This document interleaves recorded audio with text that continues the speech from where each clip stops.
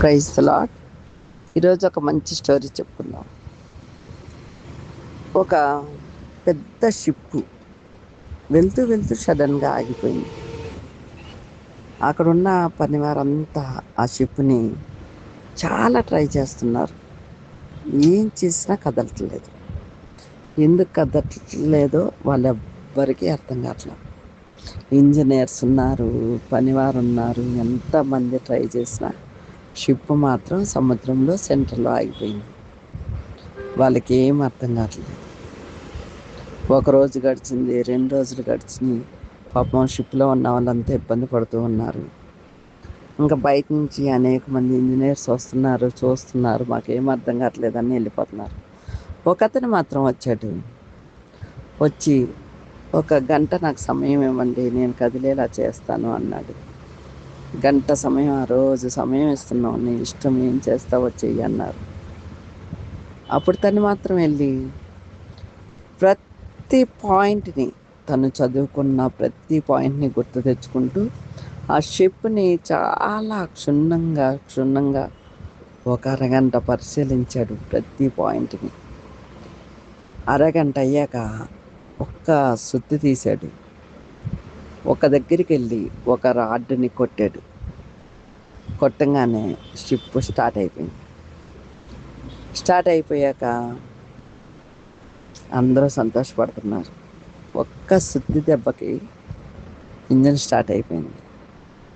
అయితే బిల్లు పంపించమని అడిగారు. తను $1,00,000 రాశాడు. రాస్తే, అదేంటి అరగంట పనికి $1,00,000? అదెలా అంటే, నేను పని చేసిన దానికి $2, ఆ తప్పు ఎక్కడుందో కనిపెట్టడానికి $98 బిల్లు వేసాను అని చెప్పాడంట. చెప్తే వాళ్ళు ఆశ్చర్యపోయారంట. అదేంటి $98 ఒక చిన్న పాయింట్ కనుక్కున్నందుకు చెప్తావా అంటే, నా 20 సంవత్సరాల కష్టాన్ని నేను అక్కడ చూపించాను.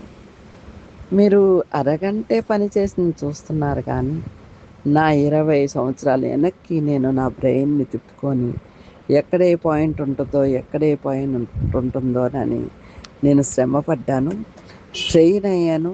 స్ట్రెయిన్ అయిన ప్రతిసారి సుత్తి పట్టుకోలేదు. ఎందుకో తెలుసా? ఎక్కడ ఏ రాంగ్ చేస్తానోనని సుత్తి పట్టుకోలేదు. నేను ఏ వస్తువు పట్టుకోలేదు. ఎప్పుడైతే నాకు స్ట్రైక్ అయ్యిందో అప్పుడు నా వస్తువుల్లోంచి సుత్తి తీసుకొట్టాను. మీకు బండి స్టార్ట్ అయింది, మీకు షిప్ స్టార్ట్ అయింది. కాబట్టి ఇక్కడ నా మేధస్సును ఉపయోగించుకోవటానికి నాకు అంత టైం పట్టింది. కాబట్టే $98,000 వేశాను అని చెప్తే, వాళ్ళు $1,00,000 అలాగా బిల్లు పే చేశారంట. ఎందుకో తెలుసా? తన మేధస్సుకి, తను చెప్పిన సమాధానానికి. అంటే ఎక్కడ ప్రాబ్లం వచ్చిందో తను అక్కడ ఆ వీక్నెస్ కనిపెట్టాడు. అప్పటికి చాలామంది ఇంజనీర్స్ వచ్చారు అక్కడికి. అంటే ఇక్కడ చదువుకున్న వాళ్ళందరూ గొప్పవాళ్ళు అయిపోయారు. ఆ చదువులోంచి మేధస్సును బయటికి తీసినోడే గొప్పవాడు అవుతాడు. అంటే మైండ్ నాలెడ్జ్ అనమాట. మైండ్ నాలెడ్జ్ ఎలా ఉండాలి అంటే, జ్ఞానంతో నిండిపోయి ఉండాలి. అది తను నేను చెయ్యగలను అని పట్టుదలగా వచ్చి చేశాడు. చూసారా, ధైర్యంగా ముందుకు వచ్చాడు కదా. గంట టైం అడిగాడు, కానీ అరగంటలో చేసి పెట్టాడు. అంటే ఈ అరగంట తన బ్రెయిన్ అంతా వెనక్కి షార్ప్గా తిప్పాడు అనమాట. మనం చదువుకున్నది మనకి నాలెడ్జ్ పెరగాలంటే మన బ్రెయిన్ ఎప్పుడు వెనక్కి ముందుకి జరుగుతూ ఉండాలి. అంటే మనం చదువుకున్నదంతా రిపీట్ చేసుకుంటూ ఉండాలి. అందుకే స్కూల్లో పాఠాలని రిపీట్ చేస్తారు. రిపీట్ చేసిన ప్రతి వాడు ఫస్ట్ క్లాస్లో పాస్ అవుతాడు. రిపీట్ చేయలేనోడు, అప్పటికప్పుడు చదివినోడు ఓన్లీ ఎగ్జామ్లో పాస్ అవుతాడు, కానీ లైఫ్లో పాస్ అవడు. అంటే ఇక్కడ మనకు అర్థం ఏంటంటే, మనం నేర్చుకునే విధానం తేడా. మనం ఒక స్కూల్కి వెళ్ళినా, ఒక చర్చ్కి వెళ్ళినా వినాలి. అది మైండ్లోకి ఎలా గ్రోత్కి వెళ్తుంది, ఆ మైండ్ గ్రోత్ ఎలా ఉంది అనేది మనం చూసుకోవాలి. ఒక పెన్నును పట్టుకొని 4 ఏళ్ళ మధ్యలో తిప్పుతూ ఉండాలి. అదేంటో తెలుసా? ఆ నాలుగేళ్ల మధ్యలో అది తిరుగుతూ ఉంటే మనం వినేదాన్ని మనం మన బ్రెయిన్లోకి ఎక్కిస్తూ ఉంటుంది అనమాట. ఈ పెన్ ఎప్పుడైతే కదులుతూ ఉందో మన బ్రెయిన్ కూడా షార్ప్గా కదులుతూ ఉంటుంది. ఈ పెన్ను అందుకే పెద్ద పెద్ద సైంటిస్టులు చేతిలో పెన్ పెట్టుకొని తిప్పుతూ ఉంటారు. అలాగే మనం ఆ పెన్ను కదలికల్ని ముందుకి వెనక్కి వేస్తూ ఉండాలి. ఒక వెనక్కి వేయకూడదు, ఒక ముందుకే వేయకూడదు. సైకాలజీ ప్రకారం ఒక పెన్నుని తిప్పుతున్నామంటే మన బ్రెయిన్ని వాష్ చేస్తున్నట్టు అనమాట. అంటే మనం వినేదాన్ని వినికిడిలో స్థిరపరచుకోవటం అంటారు దాన్ని. ఇలా మనం ప్రతి విషయాన్ని నేర్చుకునేటప్పుడు ఎలా అంటే మన బ్రెయిన్ షార్ప్గా వింటూ ఉండాలి. చాలామంది స్కూల్లో వింటూ ఉంటారు, కానీ అక్కడే మర్చిపోతూ ఉంటారు. చర్చిలో కూడా అంతే, వింటూ ఉంటారు, అక్కడే మర్చిపోతారు. కాదు, మనం విన్నది నెమ్మది వేసుకోవటం. ఇప్పుడు ఒక బఫేలో ఉంది, అది నల్లగా ఉన్న పాలు తెల్లగా ఇస్తుంది, కానీ అది ఆహారం తినేటప్పుడు పచ్చగా తింటుంది.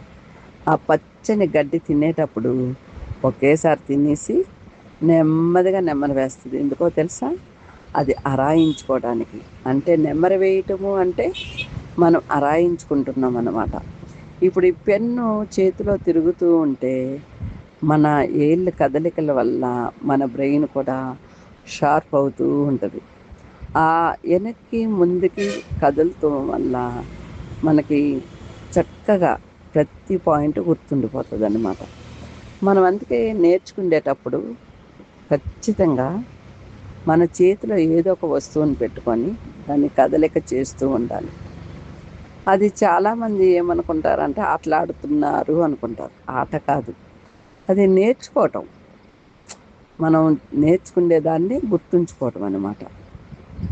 బాగుంది కదా? ఈ పాయింట్ నాకు సైకాలజీ నేర్చుకునేటప్పుడు తెలిసింది. సైకాలజీ డాక్టర్ ఏం చెప్తున్నారంటే మీ బ్రెయిన్ షార్ప్ అవడానికి మీరు చిన్న చిన్న పాయింట్స్ గుర్తుంచుకోవడానికి ఏదో ఒక దాన్ని పట్టుకొని, ఒక కర్రం పుల్లనో పెన్ననో పట్టుకొని ఏళ్ళ మధ్యలో అటు నుంచి ఇటు ఆడిస్తూ ఉండాలి. అంటే మనం గుర్తుపెట్టుకుంటున్నాం అన్నమాట. ఈ పాయింట్ మనకు కావాలి, ఈ పాయింట్ మనకు కావాలి. అలాగే చూడండి, అబాకస్కి వెళ్ళిన పిల్లలు కూడా వేళ్ళ మీద ఇలా ఇలా ఇలా ఇలా ఇలా అని ఏళ్ళు లెక్కలేస్తూ ఉంటారు. అది కూడా సైకాలజీయే. అంటే గుర్తుపెట్టుకోవటం కాదు, ఒక పాయింట్స్ అనమాట. వాళ్ళు ఎలా అంటారు, ఏళ్ళు కదలికలతో చక్కగా అంటారు. సైకాలజీ అది. అంటే మనం నేర్చుకునే విధానం. చర్చికి వెళ్ళి ఏం నేర్చుకుంటున్నామో మైండ్లో జ్ఞాపకం చేసుకోవాలి. దేవుడు బైబిల్ని మొదటి నుంచి చివరి వరకు నేర్పుతూ ఉన్నాడు. అంటే మనం జీవిత కాలం ఆ బైబిల్లో ఉన్న ప్రతి అక్షరాన్ని నేర్చుకుంటూ ఉండాలి. ఎందుకంటే ఇక్కడ మనం నేర్చుకుంటే అది మనకి పరలోకంలో ఉపయోగపడుతుంది. ఇక్కడ మనం నేర్చుకున్నది ఇక్కడ ఉపయోగపడటమే కాకుండా పరలోకంలో కూడా మనం ఎలా ప్రవర్తించాలి, ఎలా ఉండాలి అనేది మనకి గుర్తుంటుంది అన్నమాట. కానీ కొన్ని విషయాలు లోకంలో చాలా విషయాలు నేర్చుకుంటాం కదా, ఉపయోగం లేని విషయాలు అవి. ఇప్పుడు మనం ఒక పైకి రావాలి అనుకుంటున్నప్పుడు చాలా విషయాలు తెలుసుకోవాలనుకుంటాం. మనకు తెలియని వాళ్ళని అడుగుతూ ఉంటాం. ఇది ఇలాగా అది ఇలాగా అనే డిస్కషన్ చేసుకుంటూ ఉంటాం. చూడండి, అనేక మంది పెద్దలు రోడ్డు మీద కూర్చొని నలుగురు కలిశారంటే ఏదో ఒక రాజకీయం కోసమో ఏదో ఒక సబ్జెక్ట్ కోసం మాట్లాడుకుంటూ ఉంటారు. వాళ్ళకి ఏం పని లేదనుకుంటారు, కానీ ఒకరి నుంచి ఒకరు నేర్చుకుంటూ ఉంటారు. చూసారా పెద్దోళ్ళకున్న జ్ఞానం? ఒకరి నుండి ఇంకొకరు ఫలానా విషయాన్ని తెలుసుకుంటూ ఉంటారనమాట. ఇప్పుడు మీకు తెలిసింది నాకు తెలియకపోవచ్చు, నాకు తెలిసింది మీకు తెలియకపోవచ్చు అనే కాన్సెప్ట్ అనమాట. కాబట్టి నేర్చుకునేవారిగా ఉండాలి. ఇప్పుడు బ్రెయిన్ ఆయన ఇంజనీరు ఎక్కడ బ్రెయిన్ చూపాలో అక్కడ చూపాడు.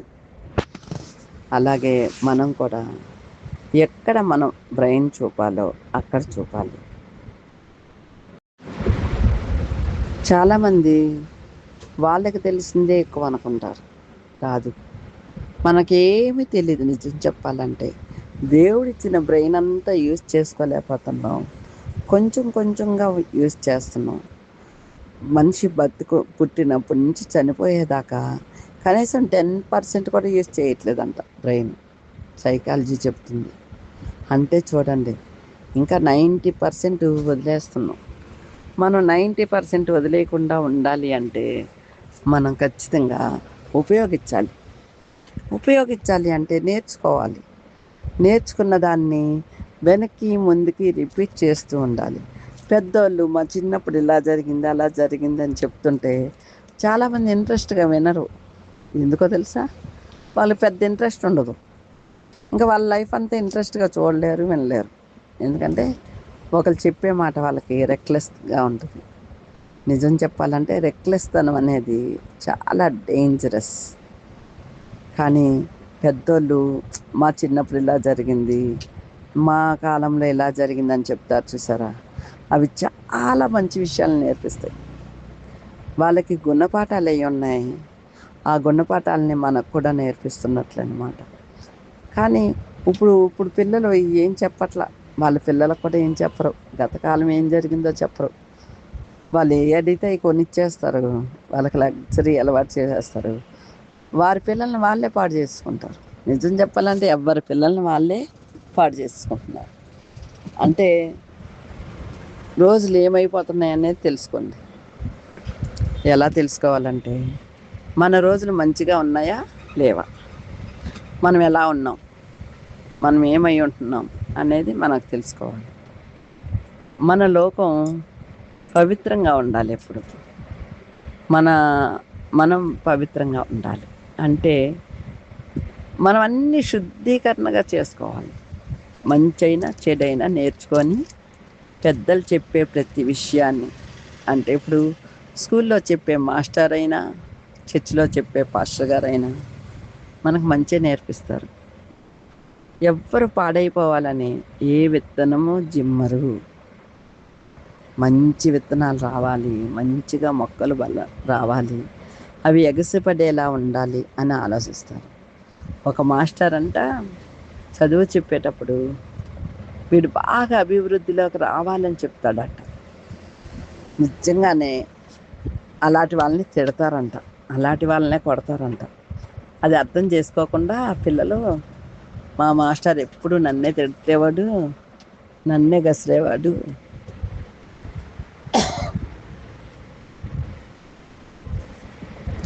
నా కోసం ఏమీ ఆలోచించేవాడు కాదు అని పగబట్టేస్తారంట పిల్లలు మాస్టర్స్.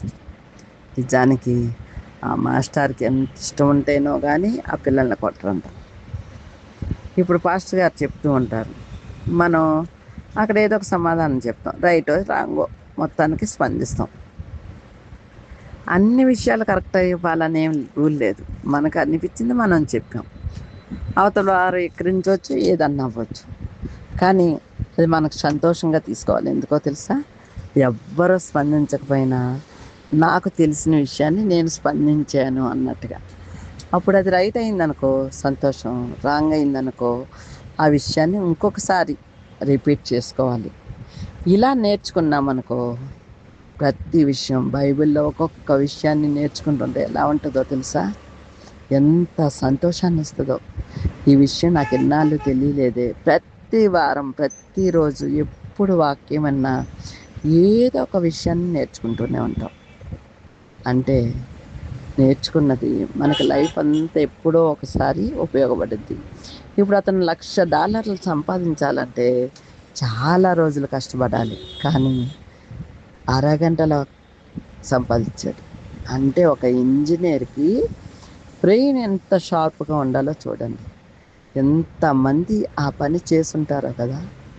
ఎవ్వరికి తట్టనిది ఒక చిన్న సుత్తి ఆ షిప్పుని, అంత పెద్ద షిప్పుని కదిలేలా చేసిందంటే అది అక్కడ ఇరుక్కుపోయింది. ఆ ఇరుక్కుపోయిన దాన్ని తీసాడంతే.